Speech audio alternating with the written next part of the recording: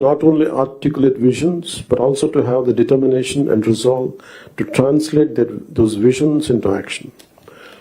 So we are extremely committed to translate Honorable CM's Chandrababu Naidu Garu's vision into action. We're all committed for that. And I plead you and expect you to extend your best efforts for this administration. ఇందాక అనగానే సత్యప్రసాద్ గారు చెప్పినట్టుగా any faults from our side we committed to people, we're going to bring an accountable governance.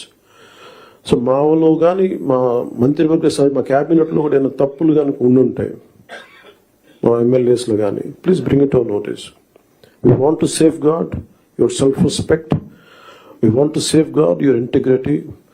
Me administrative ఈ ప్రాసెస్లో మా వల్ల మీకు ఒక అడుగు ముందు పడాలి తప్ప ఒక అడుగు వెనక్కి వేయకూడదు, ఇబ్బంది పడకూడదు. అలాంటి తప్పులు ఏదైనా ఉంటే మా తరఫు నుంచి దయచేసి తెలియచేయండి. Will correct our selves. And also we expect you to bring out your best. This state has gone back by 20 years, 25 years, almost a decade back. State bifurcation నుంచి కూడా ఈ రోజు దాకా మేము నలుగుతానే ఉన్నాం. And this state's development is very essential for the integrity of this nation. ఎందుకంటే ఇక్కడ కనుక ఏమాత్రం కొంచెం సామాజిక రాజకీయ గొడవలు ఉంటే మన ఒక దేశ సమగ్రత కూడా ఇబ్బంది కలిగే పరిస్థితులు ఉంటాయి. ఎందుకంటే చాలా బాధల్లో ఉన్నాం. 20 years we really suffered post bifurcation. అందరం అవమానాలు పడ్డాం, ఇబ్బందులు పడ్డాం, స్టేట్ దాటి మళ్ళీ వచ్చాం. వచ్చిన తర్వాత కింద మీద పడి గవర్నెన్స్ ఏర్పడితే మళ్ళీ కాదు ఇంకో గవర్నమెంట్ వచ్చి రోడ్లు బోర్డర్లోకి రావాలంటే కూడా మమ్మల్ని అలౌ చేయని పరిస్థితులు ఇవన్నీ తట్టుకొని దాటుకొని నిలబడి వచ్చాం. So we are very very committed to give a bright future for this state. All of us, ప్రతి political leader they think of demographic dividend. So యువతలో మనకు శక్తి ఉంది అనుకున్నాగా యువతని ఎంత బలంగా దిశానిర్దేశం చేయాలనేది ఆనరబుల్ సీఎం గారు మేము మాట్లాడుకున్నప్పుడు ఈ స్కిల్ సెన్సెస్ ఒకటి చాలా ఎసెన్షియల్ అని. So we want you to be a part of it. ఆ స్కిల్ సెన్సెస్ సంబంధించి మీ సలహాలు సూచనలు చాలా చాలా అవసరం.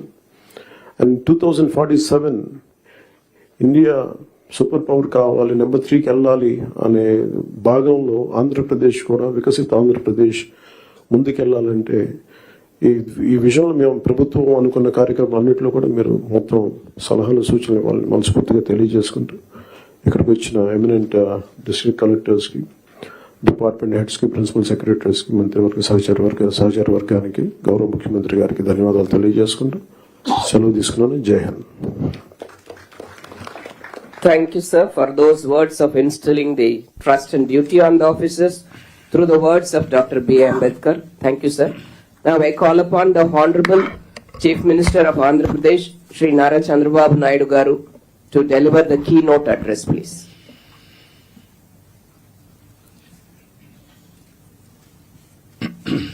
గౌరవనీయులు, మిత్రులు,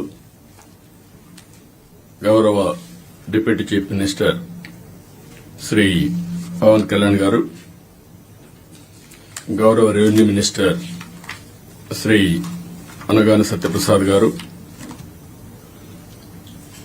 రెస్పెక్టెడ్ క్యాబినెట్ కొలీగ్స్, గౌరవనీయులు chief secretary Neerabh Kumar Prasad garu, special chief secretary revenue RP Sisodia garu, CCLA గౌరవనీయురాలు జయలక్ష్మి గారు,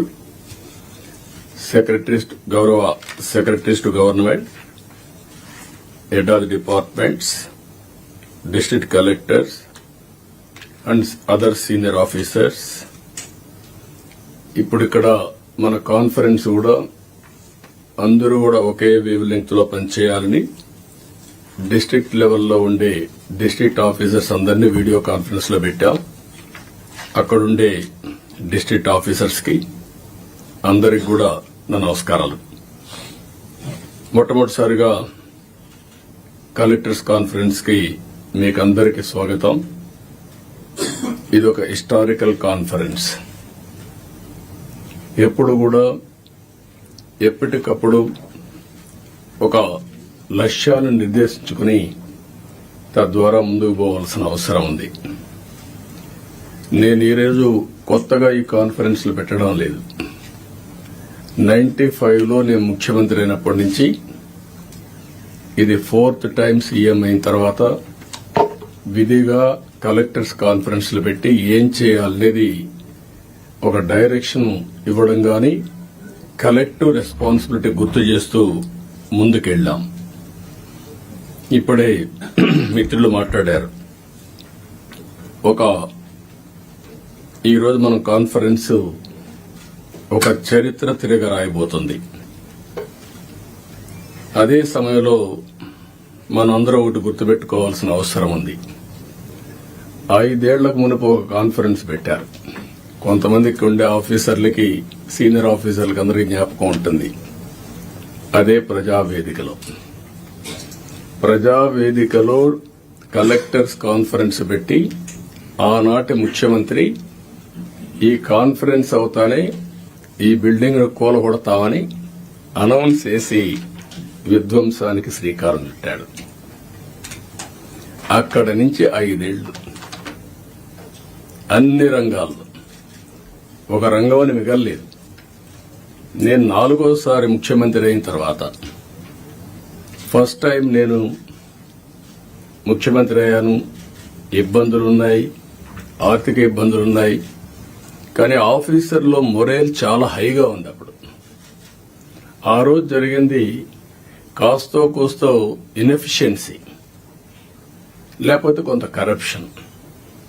ఇప్పుడు అట్లా కాకుండా విధ్వంసం, పనిచేసే ఆఫీసర్లందరినీ పక్కన పెట్టడం, ఆఫీసర్లు కూడా బ్లాక్ మెయిల్ చేయడం, ఒకటి కాదు అన్నీ కలిసి ఈరోజు ఈ స్టేజ్కి నేను ఎప్పుడూ చూడనంత ఒకటి బ్రాండ్ ఏపీ దెబ్బతినింది.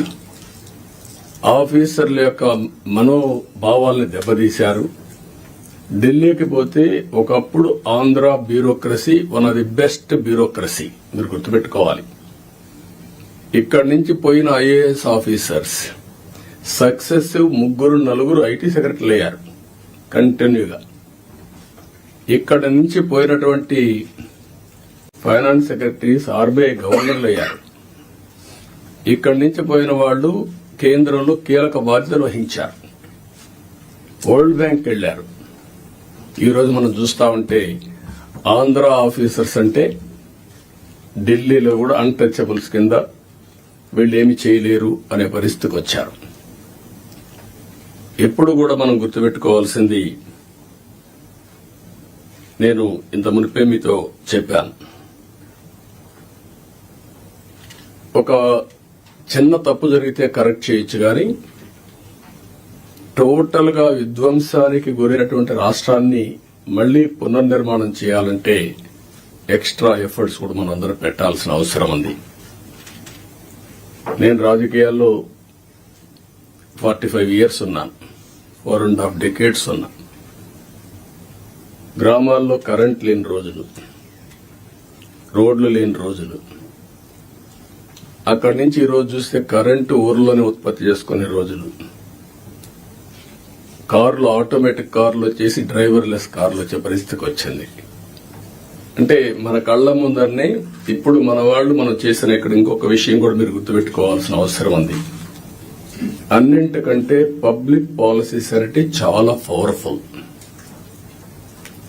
మనం తీసుకునే నిర్ణయాల ద్వారా రాష్ట్ర భవిష్యత్తుని, భావితరాల భవిష్యత్తుని మార్చే శక్తి పబ్లిక్ పాలసీస్ ఉంటుంది.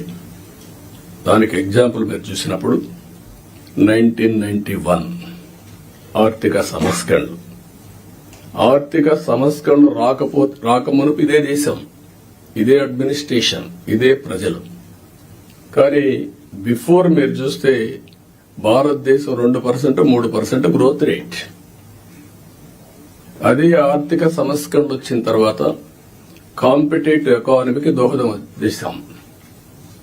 అక్కడి నుంచి